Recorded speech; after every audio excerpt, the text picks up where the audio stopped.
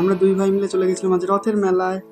তো হ্যালো বন্ধুরা, সবাই কেমন আছো? আমি তো খুব ভালো আছি, তোমরা কেমন আছো বলো? এই যে আমি চলে এলাম সোনারপুর স্টেশনে।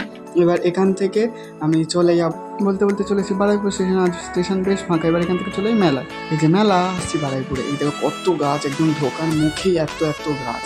আমি তো গাছ দেখে পাগল হয়ে গেছি দুজনে মিলে।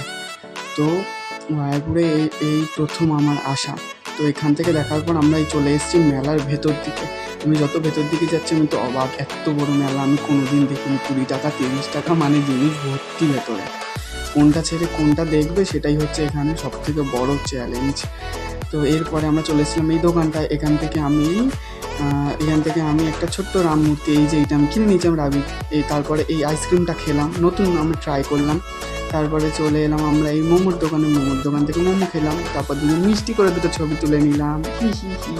তারপর এই যে আমাদের মোমো খাওয়া হয়ে গেছে, তারপর মনে করলো ছবি তুলতে হবে। আর এই যে এর মুখ, হি হি হি, খুব সুন্দর লাগছিল ওকে দেখতে। তো এইখান থেকে জিলিপির দোকান থেকে আমি একটু জিলিপি কিনে নিলাম, নিয়ে এবার আমরা বাড়ির দিকে যাই। এই কাকুটা দোকান থেকে ও আবার মালপোয়া কিনেছিল, তো মালপোয়া টোয়া কিনে নিয়ে এবার আমরা বেরোই, চলো। তো এই যে আমরা চলে এসেছি রাস্তায়। এবার রাস্তায় এসে ওই পারে গিয়ে আমরা এই যেখান থেকে টোটোটা ধরে নিলাম, 10 টাকার বিনিময় আমাদেরকে স্টেশনে পৌঁছে দিল। এই যে আমি আর এই আমরা বাড়ির দিকে যাই এবারে, চলো। ও তো খুব লজ্জা পাচ্ছিল, জানি না কেন এত লজ্জা পাচ্ছিল। তো এই আমরা চলে এসেছি বারুইপুর স্টেশনে। এবার এখান থেকে ট্রেন ধরে আমরা সোজা চলে যাব সোনারপুরে। তো চলো টাটা, সবাই মিলে আবার পরে দেখা হবে।